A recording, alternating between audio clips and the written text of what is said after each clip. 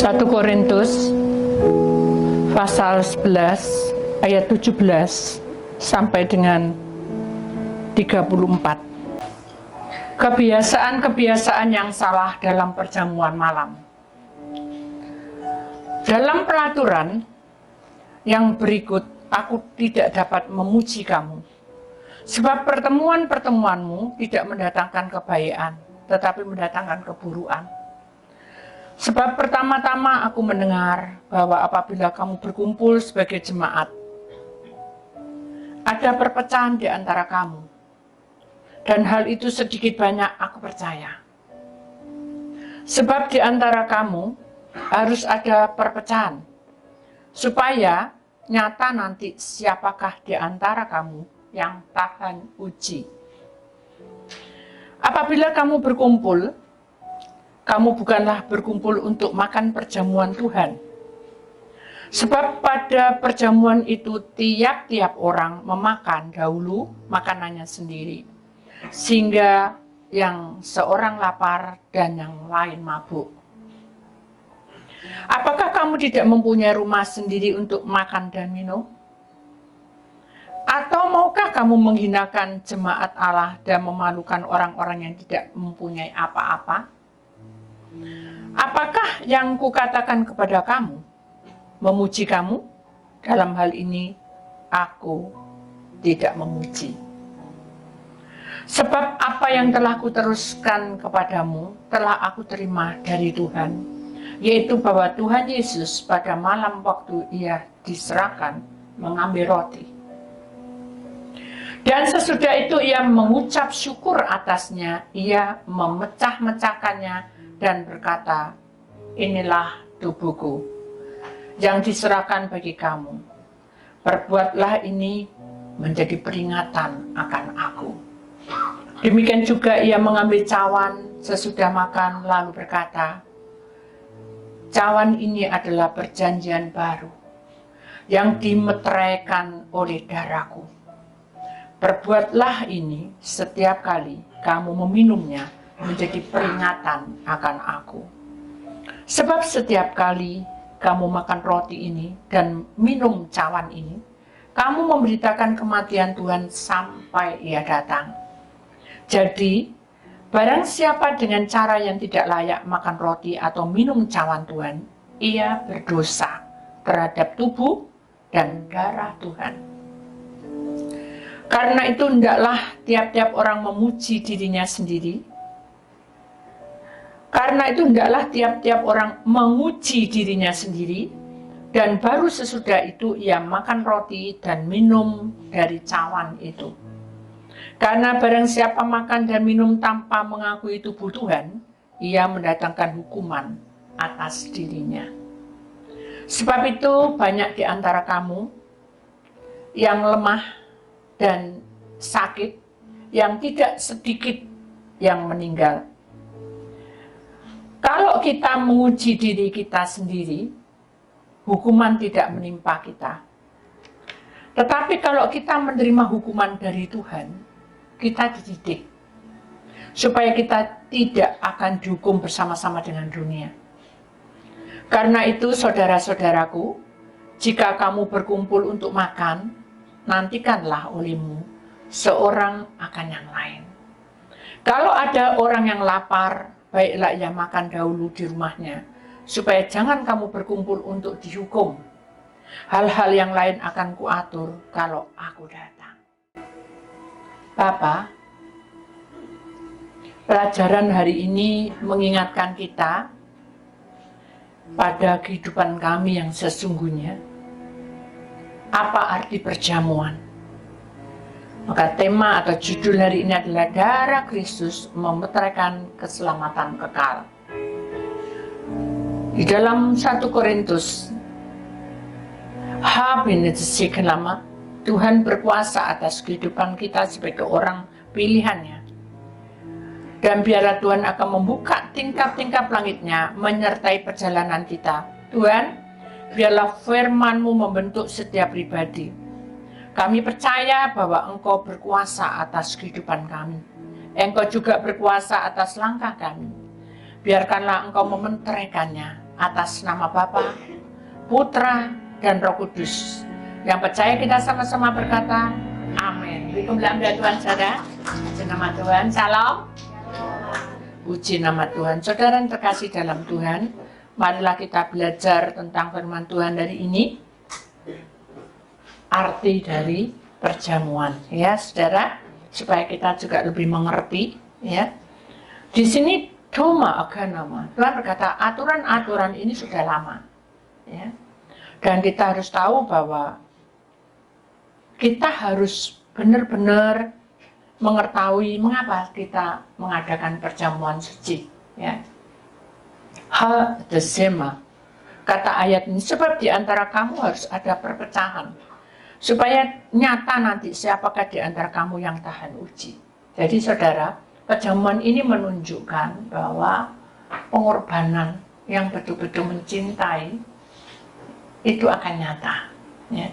Kalau kita mencintai Tuhan dengan sungguh-sungguh, dengan segenap hati, makanya firman Tuhan berkata, kalau kamu mengasihi aku, cintailah aku dengan segenap hati, segenap roh, dan segenap jiwamu. Berarti Tuhan ingin supaya kita bertahan. Kita bisa mempertahankan cinta kita kepada Tuhan, bukan mempertahankan masalah. Kalau kita mempertahankan masalah, bertubi-tubi itu akan datang, dan itu membuat masalah besar dalam hidup kita. Kita pasti kecewa. Kenapa? Karena kita tinggal di dunia, pasti tantangan itu lebih besar.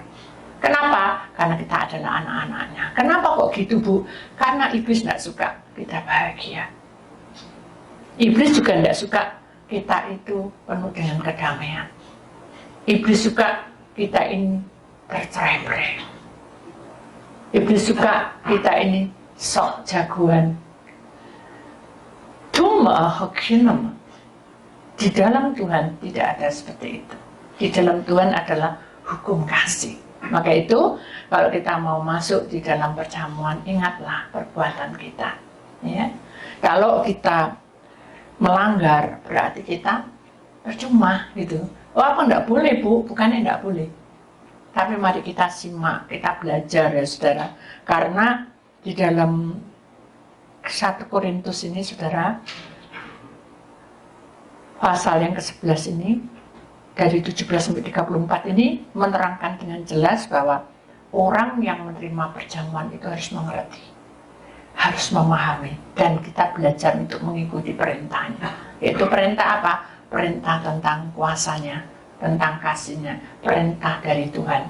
Dimana kalau kita menjadi anak-anaknya, kita harus melewati jalan salib. Apa jalan salib itu, Bu?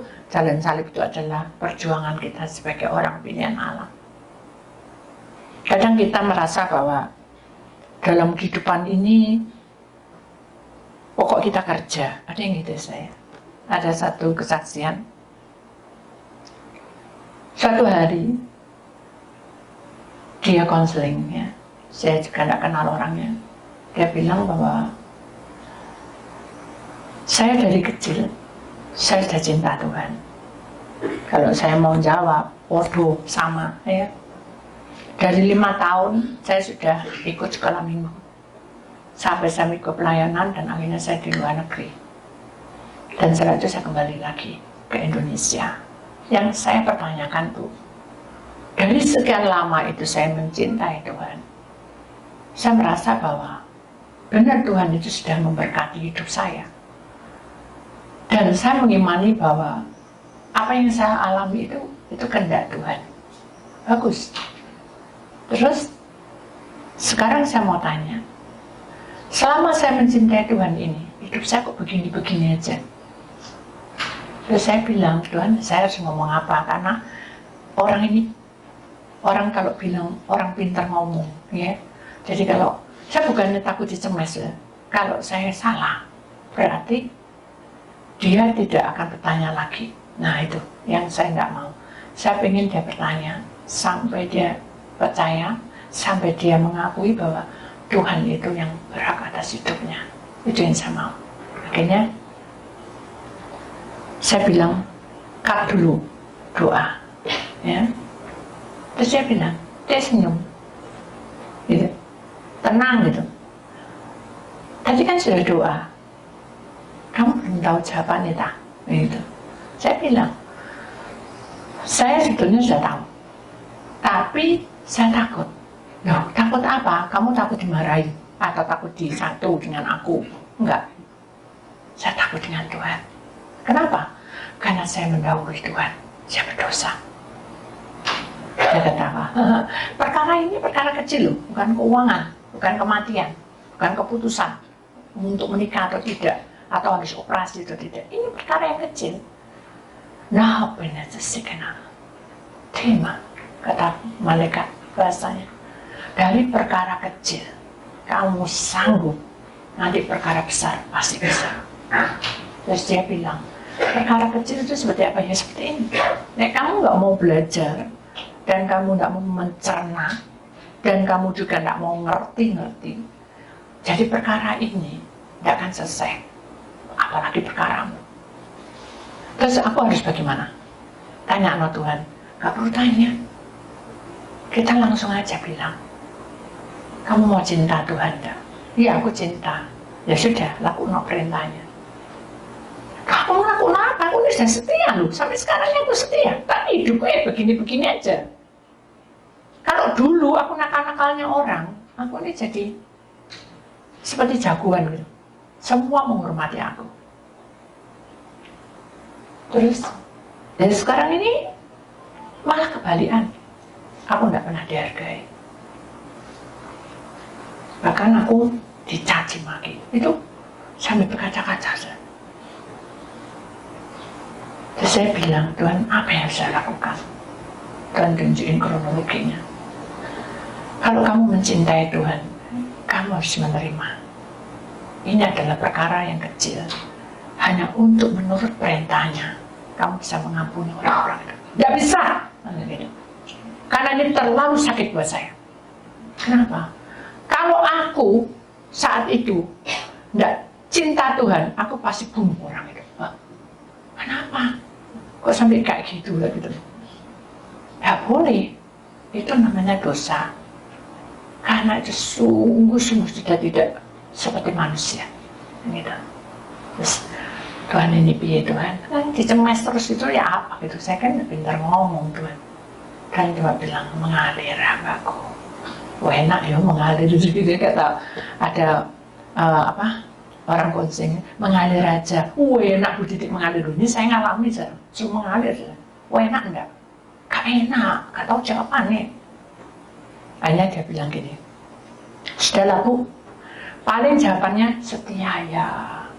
Nanya aja. Sabar ya, yang telaten ya. Mulutnya gini, nah mulutnya itu kan rada gini, jadi rada tua bombong gitu.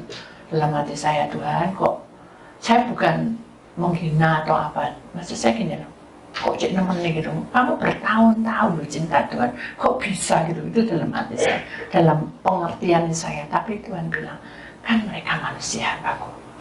Iya saya Tuhan, dan pulang mau, saya diusir. Jadi perjalanan itu saya penuh dengan pertanyaan itu Tuhan. Tapi Tuhan jawab terus saja. Nah kenapa tuh Tuhan? Tadi tidak mau jawab-jawab. Sekarang aku mau tanya, ini ceritanya semua. Jadi dia duduk di sebelah saya. Malaikatnya. Kamu tahu kenapa aku bisa jawab? Tahu? Karena kamu mau mendengar suaraku. Terus orang tadi, aku sudah berulang mengetuknya. Tapi dia keras kepala. Oh, nah berarti kan ketahuan no, bahwa orang ini adalah keras ke kepala. Dibilangi, nggak mau. Dikasih pengertian, nggak mau. Dinasihati, nggak mau. Ya jadi akhirnya suam-suam kuku. Terjadilah pemberontakan di dalam dirinya. Terus pun saya tengah malam, jam 2, tidak setengah 3. Halo, belum tidur? Belum. Saya mikirin tadi ya, saya sempat. Ya mau saya. Mikirin tadi ya, tidak bisa tidur aja, tidak apa-apa. Aku tahu kok kamu pasti pikiran orang tuh, kamu tuh tak lihat-lihat itu kamu pemikir, dan tak lihat-lihat kamu tuh kesabaran, tak lihat-lihat, kamu tuh bukan berdukunan loh. Kamu bisa lihat orang tak itu. Loh, aku hanya meraba-raba. Ya berarti kan kamu meraba-raba belum tentu benar. Tapi itu kenyataan loh. Aku dari dulu kenal kamu begini-begini. Ternyata dia itu sudah kenal saya, tapi saya tidak ngerti. Dia itu memperhatikan saya, tapi saya tidak ngerti gitu. Jadi orang banyak loh, di sini tidak pernah kamu perhatikan. Akhirnya saya bilang gini, ya sudahlah, kamu mau apa kok telepon? Aku tuh tak pikir-pikir gini, Tuhan itu ya sebetulnya sayang sama aku. Nah, dengerin saudara, Tuhan itu sayang sama aku. Kalau Tuhan tidak sayang, pasti aku tidak mengalami satu mujizat. Apa mujizatnya? Duh, banyak. Dia cerita sendiri, banyak. Aku dulu pernah ditodong, Tuhan buka jalan. Aku pernah mau dibunuh orang, aku juga ditolong sama Tuhan. Aku pernah kehilangan uang, banyak pertolongannya. Terus apa balasanmu? Diam deh, tidak bisa ngomong. Apa ya balasanku? Tak kasih, itu kan kewajiban. Iya ya, apa ya? Tidak ada jawaban. Nah, inilah jawaban yang tepat. Malam ini Tuhan menjawab. Nabi tesik nama kupina. Kamu duduk diam bersungguh dan minta ampun sama Tuhan. Dengerin suara Tuhan. Jalani aku nggak ngerti. Enak sih tulisan. Aku tidak ngerti. Semua sampai kuping saya itu panas. Dia ngomong terus saya tidak bisa ngomong. Ngomong satu dia nyuruh masih banyak. Jadi saya diam. Sudah. Loh kok diam? Dan salah saya. Ya sudah, maunya apa? Sudah, kamu sudah selesai belum ngomongnya? Sudah, aku sampai meniren. Tapi kamu tidak jawab, ya, apa tidak? Tadi, ya sudah, saya selesai belum? Sudah. Sekarang aku tanya sama kamu itu cinta Tuhan enggak? Lu aku dari kecil. Sudah, aku tidak perlu ngomong itu.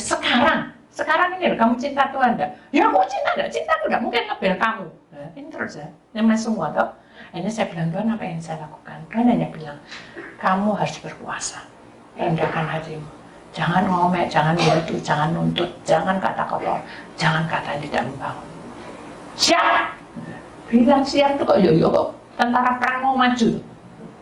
Baru sak menit tukaran saudara. Tukaran ngebel lagi. Aku ini salah apa? Suruh siap sabar. Tapi anjingku ini tukaran akhirnya mati sing kesayanganku. Gak apa-apa toh. Mati berarti nanti Tuhan kasih yang baru. Enak kamu ngomong ya. Karena kamu selalu memuji-muji orang yang kamu cintai, orang yang dekat, orang yang apapun yang kamu merasa bahwa ini milikku, gak boleh mati, ini milikku, gak boleh ini, itu gak boleh. Kamu memperhalakan itu. Saya keluar sendiri. Ya mikir. Oh ya, ya udah, aku besok mau cari anjing yang biasa-biasa. Nah maksudmu? Ya biar itu mahal. Marah gitu tuh. Saya yang dimarahi kena batunya. Saya bilang Tuhan ini ya apa, enggak apa-apa. Dengerin, mahal atau enggak mahal itu nyawa. Tapi dia enggak punya roh. Kamu boleh menyenangi binatang, kamu beli berapapun enggak apa-apa. Tapi yang penting hatimu itu nurut sama Tuhan. Nurut dong. Anjing itu kemarin itu sudah dibilang sama Tuhan. Jangan dibawa keluar, tapi kamu enggak. Sejak kapan ya Tuhan? Sejak kapan Tuhan bilang? Nggak ngerti. Pembantunya yang mau teriak-teriak. Bu, jangan ditaruh di depan, nanti mati. Ditekan sama anjingnya di depan. Goblok malah orangnya digoblok-goblokin. Kamu ngerti apa? Padahal itu jelas sudah dibilang. Terus saya bingung. Kamu kok so tahu? Kamu lihat CCTV gua? Ngapain aku lihat CCTV-mu? Lihat CCTV-nya Tuhan. Oh iya ya. Terus, gitu, pengen tahu semua. Terus yang sebelum mati, apa yang terjadi? Ada tukang menaik listrik. Terus dia bilang, ini tadi loh anjingnya, aku lihat anjing sana sangat buas. Dia tambah bingung, loh kok tahu ya? Kok pelak ya? Bukan pelak, memang Tuhan izin loh semua. Makanya itu dari perkara kecil, kamu gak mau dengerin, ya itu akhirnya. Sekarang kamu kecewa marah-marah sama orang, marah-marah sama Tuhan. Sudah berapa kali tuh ini terjadi? Jadi ya shock, baru mulai lembek. Enak ya apa? Ya kamu sudah jangan ikut itu. Kamu jangan sok sudah. Sekarang serano karena Tuhan ingin kamu masuk dengan kerendahan hati. Barulah kamu menerima perjamuan kudus itu. Masuk semua, memperlengkapi tubuh yang lemah. Dan sempurna semakin dimeterai dengan kesempurnaan. Ya, tidak bernisab. Ya, tak usahakan. Nah ini yang benar. Itu tadi kan, tapi ternyata baru berapa jam, marah-marah. Pembantunya keluar, saudara. akhirnya karena dikata-kata yang tidak benar. Nah ini jadi sebetulnya Tuhan itu tidak menuntut kita, saudara. Halo, Tuhan tidak menuntut saudara. Kita pun juga tidak berhak untuk berkata yang tidak baik. Amin. Tapi aku tidak kepepet, Bu. Ya memang, semua orang kepepet, saudara. Tapi ketahuilah bahwa perjalanan hidup saudara itu bukan tanggung jawab saya, bukan tanggung jawab malaikat, bukan tanggung jawab Roh Kudus. Malaikat hanya menyampaikan pesan dari Allah. Allah turun ke Yesus, Yesus masuk ke tempatnya. Para malaikat bicara di dalam Roh Kudus. Itu tugas semua. Lalu bagaimana saya harus menyelesaikannya? Ya duduk diam dan lanjut perjalananmu mengikut perintahnya Tuhan. Kan gitu. Tekun, belajar, sabar. Ada juga. Ini sudah selesai ya, hanya dia sudah baik, makin baik, nggak suka marah, semuanya podo WA sama saya. Ya. Sekarang kok berubah banyak, apaan tak pelintir-pelintir, hanya berubah karena hatinya, kan gitu. Satunya lagi, wah hebat ya, bisa mengalahkan dan menaklukkan. Bukan menaklukkan, mengalahkan kita ya, podo, tidak bisa apa-apa. Tapi Tuhan yang beritahu, yang Tuhan kasih tahu. Dengan doa dia mau, hanya jalan. Aku hanya doa notok, tapi untuk kelanjutannya orang yang berubah. Aku berubah, sungguhku berubah, itu sungguhan. Jangan hanya ngomong tok, tapi di sini tidak berubah-ubah, ngamuk-ngamuk, marah-marah, ngomeng-ngomeng, ngutuk-ngutuk, ngomongin nggak bener. Gak boleh. Bukan berarti senyum dengan sukacita, walaupun kamu tidak mampu. Nah, benci kenapa? Aku tersayang kalian. Cuma, dan aku tidak mau kamu hilang dari hadapanku. Lalu si ulihim tahama, karena dia menanti. Karena tempatnya bukan di dunia, tapi di surga. Tuhan menanti. Maka itu mari kita jalani perintahnya, ya saudara ya, bahwa kita akan setiap bulan atau di dalam hidup kita mesti ada perjamuan suci. Kenapa? Karena dalam tubuh yang lemah, roh yang lemah, jiwa yang lemah, terdapat kuasa Allah di tengah-tengah kita. Kenapa? Karena kita percaya dengan roti yang dipecah-pecah itu, inilah tubuhku, diberikan kepada kita. Kemudian darah itu sudah mengalir menetes, inilah darahku yang mengalir untuk menebus hidup. Jadi kita ini sudah sah, betul-betul kita ini punya hak kesulungan. Punya hak apa? Kesulungan. Pakai itu. Jangan sia-siakan hak kesulungan. Bisa hilang, Bu, bisa. Kalau kamu tidak mengikuti perintah Tuhan. Tapi Bu, aku ini tetap gini. Waktu saya melayani saudara, waktu saya khotbah pertama sampai 3 bulan, itu sakit-sakitan terus saya. Gigin kasaran. Sampai orang-orang sebelah itu ngerasanya saya tak nyampe jupuk meneh. Awalnya bongsor, tapi permok jeruk gitu. Oh semua macam-macam. Tapi saya hanya nangis di bawah kaki Tuhan. Saya tidak menuntut. Saya tahu bahwa Tuhan berhak atas hidup saya. Kalau Tuhan sudah pakai, saya berserah. Tubuh yang rapuh ini milikmu. Dan Tuhan yang dandani. Amin. Kekuranganmu, Tuhan itu milikmu. Dia akan mencukupkan. Amin. Penyakit-penyakitmu itu Tuhan yang punya. Tuhan hancurkan penyakit itu. Asal kamu mengikuti perintahnya. Makanya kalau kita memakai perjamuan kan ada roti, ya, dan ada anggur. Sudah harus perhatikan. Mengapa roti itu bundar? Kok tidak dibuat kotak atau dibuat apa? Zaman yang dulu saya itu bundar, akan besar, dipecah-pecah. Karena kasih Tuhan itu tidak berputus, selalu melingkari hidup kita. Dan pada waktu kita memecah-mecahkan itu, kita bukan sedang aku lesu, jangan apa, enggak gitu sih. Atau dengan darah Tuhan Yesus maka aku jadi kaya raya, bukan gitu. Begitu kita pecahkan, jangan bunyinya kertak, ya. Ini dalam dunia roh. Kalau roti mungkin ditelan, waktu ditelan tidak dikunyah, harusnya pelan-pelan dikecap, dan masuk di dalam penderitaan Tuhan. Amin. Pernah seperti itu? Kalau saudara masuk, pasti saudara akan menitikkan air mata. Ada orang yang mau berkorban untuk kalian dengan segenap hati sampai pada masa masuk kekekalan. Ada yang bisa? Tidak ada. Tuhan itu rela, saudara. Pengorbanannya besar untuk kehidupan manusia. Jangan sia-siakan. Sampai Tuhan kirim Roh Kudus pun itu juga karena cintanya kepada kita. Bahkan Tuhan memberikan hak kesulungan untuk masuk ke surga. Itu pun juga gratis, saudara. Bonus untuk orang-orang yang setia. Jadi pada waktu kita memecah-mecahkan, kita ingat Tuhan itu disiksa, saudara. Bukan enak-enak langsung digantung itu. Dari awal jadi cambuk masih naik ke bukit itu dengan membawa apa? Salib, kayu salib.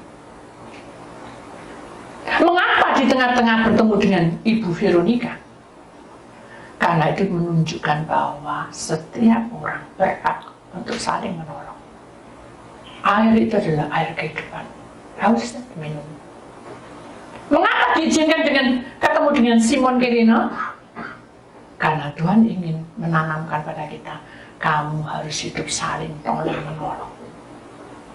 Amin. Jadi mari tapi kita tidak boleh lengah, ya. Iblis itu pintar juga. Kita dikelabui, aku ini ya.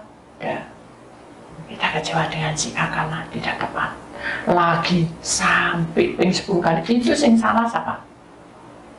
Sing salah siapa? Ya orangnya. Pakai hikmat dari Tuhan. Tuhan, ini loh uang. Ini uang hasil jerih payahku. Ini loh pekerjaan, ini hasil jerih payahku. Tapi Tuhan yang berikan hikmat ini. Tak serano di sini. Berarti Tuhan akan ikut campur tangan. Pernah nggak seperti itu? Tak serano, saudara. Jadi jelek atau tidak jelek, baik atau tidak baik, sukses atau tidak sukses, kegagalan atau tidak kegagalan, itu milik Tuhan. Amin. Nah, itulah yang Tuhan pelajari atau kita masuk di dalam pelajaran itu supaya hidup kita ini berkenan untuk menerima tubuh dan darah Yesus. Jadi kita tidak boleh menuntut, saudara. Kalau toh kita capek, saudara ya, kita juga tidak boleh ngomel terus. Kalau toh kita ada masalah, kita tidak boleh marah-marah terus. Kita harus belajar sabar. Sabar sampai mana? Bu, Pak Sabar wis mulai desa, wis pulang desa. Ibu Sabar juga sudah balik di anaknya. Jadi sekarang ini adalah emosi yang datang. Nah itu kan rugi kamu. Apa ada di tempat sini? Firman Tuhan, nek kamu jedok marah-marah, nek kamu sudah putus asa ngomel-ngomel, nggak ada. Malah kuatkanlah hatimu, ada kan? Hanya itu. Apapun yang terjadi harus kuat hati kita bersama Tuhan, jangan bersama sakar dewe. Kalau pakai kekuatan kita tidak bisa, saudara. Amin. Kita harus imani bahwa jalur Tuhan itu ada di pihak kita, dan kita sadar bahwa hidup dalam dunia ini banyak masalah, banyak persoalan, tapi perjalanan ini Tuhan beri yang terbaik untuk kita. Ayat emasnya adalah 1 Korintus 11 ayat 25. Demikian juga ia mengambil cawan. Cawan itu kehidupan, saudara. Ya. Sesudah makan lalu berkata, cawan ini adalah perjanjian baru. Jadi kalau saudara menerima tubuh dan darah Yesus, berarti perjanjian baru itu memperlengkapi saudara menjadi anak-anaknya. Amin. Kita imani. Apa perjanjian baru itu, Bu? Perjanjian baru itu adalah firman yang Tuhan berikan pada kita itu akan hidup di dalam nafas kita. Beda dengan kalau kita hanya baca dan dengar, cuma baca atau ngalami sedikit demi sedikit. Ini sudah setiap hari itu diperbarui pola hidup kita. Mau diperbarui? Buka hatimu, saudara ya. Apapun yang terjadi. Nah, selama diperbarui, iblis tidak mau. Dia akan hancurkan. Dia akan hancurkan Makanya pada waktu Tuhan disalib, apa yang masuk di lambungnya Yesus? Itu tanda iblis mau mengambil hak berkat-berkat itu. Dikira sudah mati, sudah selesai. Tapi Tuhan percaya Pak, Allah Bapaknya sudah mementeraikan dia dengan hidup kekal. Amin. Jadi orang yang memiliki hidup kekal, hidupnya selalu diperbarui, dimeterai. Ini cawan ini adalah perjanjian baru yang dimeteraikan oleh darahku. Berarti tidak ada lagi pemeteraian selain darah Yesus. Itu sah, saudara. Perbuatlah ini setiap kali kamu meminumnya menjadi peringatan akan aku. Jadi, saudara tahu bahwa perjamuan suci itu sangat sakral. Dan saudara jangan mengambil, 1 bulan sekali.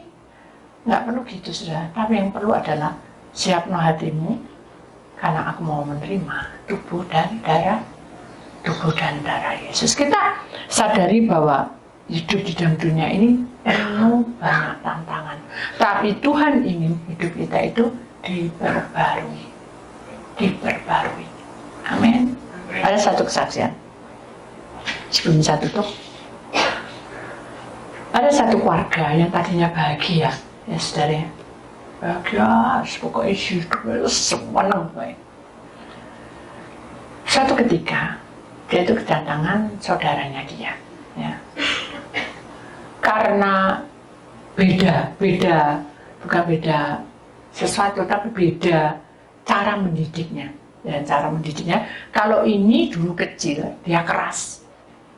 Pokoknya harus dapat. Bagus sebetulnya. Suatu ketika, dia masuk dalam keluarga ini, dia memakai harus dapat. Tidak apa-apa. Tapi harus dapat itu tidak boleh curang. Tidak boleh curang. Semuanya dicurang. Gini, kalau ini waktunya dia maju, dia kacau supaya tidak maju. Waktunya dia pelayan, dia kacau supaya tidak pelayanan. Jadi semuanya ini malah tahu gitu ya, tahu semua bahwa keluarga ini tahu semua bahwa ini nggak baik, anak ini nggak baik, orang ini nggak baik. Akhirnya konsing dengan saya, Bu, kalau orang seperti ini apa yang harus dilakukan? Ya doa dulu, Tuhan tunjuk, puasa. Aku ini sudah puasa. Bahkan puasa mulai dia datang sampai sekarang malah kacau, nggak kabar. Terus cuma tanya orang puasa bagaimana? Saya tanya puasanya gimana? Loh, sak karepku, tak suka-sukaku. Kalau perutku ini lagi tidak enak, tidak nyaman, tidak enak nyuai, terus mesti puasa. Terus nanti kalau aku tengkar gitu ya, marah-marah, terus aku tidak mau makan. Itu bukan puasa, tapi itu menahan dirinya karena marah. Puasa itu tidak seperti itu. Nah itu apa? Puasa itu adalah hatimu buka. Terima Tuhan, apapun yang terjadi. Tuhan, saya mau puasa. Untuk kan Tuhan sudah tahu. Kenapa mesti laporan kayak gitu? Kayak Hansip Pak. Justru kamu membuka itu, setan juga ngerti. Tuhan tahu, malaikat tahu. Tapi kamu buka hatimu, Tuhan. Aku puasa untuk anak ini. Sudah, tidak usah anak ini begini. Tuhan sudah tahu. Tuhan ngerti. Cuma kan, damai. Puasa kok macam-macam. Begitu sih. Kalau seperti itu bisa masuk doanya? Tidak bisa. Orang yang puasa, orang yang percaya itu mengakui, ya wis, aku serahno semua pada Tuhan, bukan sama Bu Didi, sama Tuhan. Gitu. Bosan tambah kacau saya karena minggat anaknya. Jadi yang minggat itu yang punya rumah malah marah besar. Dan dia bilang, ya apa ini tak mendak karuan di doa tak mendak. Yang doa siapa? Kan kamu mesti ini kan ada PR mesti di doa toh. Doa selalu tak doa tapi tidak bisa masuk. Di depanmu tuh ada penghalang. Loh, ada yang mendukungkan? Bukan. Karena keakuanmu sendiri yang menghalang-halangi. Loh, kok bisa? Loh, ini loh, dibuka kronologinya. Suatu malam, orang kalau mendoakan saudara dalam dunia roh saya keluar ke tempat itu. Begitu di tempat itu, saya dicegat sama dia sampai malang kering. Apa? Hamba? Ya. Saya bilang, gak apa-apa. Oh, aku mau doa enggak? Sama Tuhan disuruh sini, suruh pilih. Silakan. Dan ditunjukin ini, aku baca firman. Ini sudah sekarang mulai dari perjanjian lama, sudah habis sekarang perjanjian baru. Bagus. Tunjukin di sebelah sini. Ini aku bisa main gitar, main apa, main ini. Ini juga aku sudah les, tapi semua nyanyian ada, bukan nyanyian itu, tapi nyanyian Tuhan. Oh, lebih bagus. Saya bilang gitu. Masuk di kamar. Nih, lihat nih, salib. Aku selalu kok tidur inget sengsara Yesus. Aku nangis. Kok ada ya orang jahat kayak gitu? Hah? Maksudnya? Loh, kenapa kok Tuhan itu diizinkan sampai kayak gitu? Loh, bukan, maksud saya ini, kenapa kok Anda itu bilang bahwa kok ada orang kayak gitu? Loh, kamu sendiri loh, nyalip sama Tuhan. Kamu sembarang bener ngomong. Nanti kamu kualat tuh. Kamu tuh nyalip sama Tuhan. Kenapa? Karena kamu sudah melakukan semua perintahnya. Kamu sudah melakukan semua aturan-aturan yang Tuhan sudah berikan. Tapi hatimu belum mencintai Tuhan. Kamu hanya memperlengkapi tau. Jadi semua rumah itu bagus semua. Tapi kamu tidak pernah pakai. Ovennya bagus, pakai. Tidak pakai. Jadi tidak ada pempraktekan hidup. Tidak ada praktek buat ini, masak ini. Cuma beli di luar. Mana bisa? Tidak bisa nikmati hidup. Iya ya, gitu. Sudah, apalagi yang mau tunjukin lagi? Dia tunjukin satu kamar, sudah bersih, putih semua. Ini tempat doaku berperang. Maksudnya, ya perang. Kalau aku tuh berdoa, adikku mangkel perang. Perangnya kayak apa? Tuhan, ini loh aku nih tadi loh, mangkel Tuhan. Gara-gara orang itu ngilok-ngilok, aku jadi mangkel Tuhan. Terus, nggak ngampuni orang itu. Loh buat apa? Biarin Tuhan balas. Loh itu bukan doa. Tapi kamu minta supaya Tuhan balas. Gitu toh. Nah dia tuh adil itu namanya. Bukan adil itu. Itu dunia. Kamu ditapuk di kiri, ganti napuk di kanan. Jadi itu. Iya ya gitu sih. Terus ada lagi yang mau tunjukin lagi. Jangan ya, nunjukin. Nih mobilku. Katanya. Ini 2, semua untuk pelayanan. Itu kewajiban. Kamu memberikan dengan kerelaan. Tuhan beri berkat. Bukan berarti kamu harus begitu semuanya kamu masuk surga. Belum tentu. Nah terus aku bagaimana? Aku cuma bukan. Perlengkapan itu harus dilakukan karena itu kewajiban. Tapi hatimu harus berkomunikasi dengan Tuhan. Sudah ngomong sama Tuhan? Iya, begitu. Saya nggak ngerti. Aku juga ketok Tuhan itu kayak apa. Nah, ibu itu tahu Tuhan itu datang, bisa ngomong-ngomong. Bukan, Tuhan itu juga tidak ngerti. Tapi saya tahu bahwa Tuhan itu memberi hati saya tenang.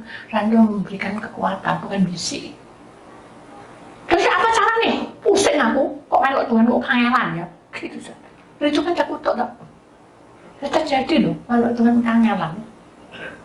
Kegelisin akhirnya saya tidak punya apa-apa. Ibu Tuhan harus terima. Amin. Apapun yang terjadi, terima. Jangan ngeresulo.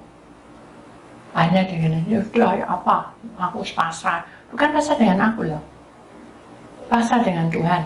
Cinta Tuhan sungguh-sungguh. Nanti malam doa ya, doa sendiri. Tapi itu mas ya.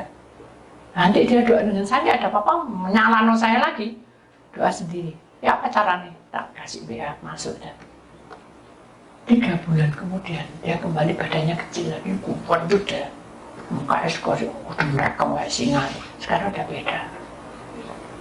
Ibu, ya terima kasih ya, karena saya sudah ada kelegaan. Bukan saya berubah, saya ada kelegaan. Baguslah, teruskan. Jangan berubah, jangan menengok lagi ke belakang. Amin.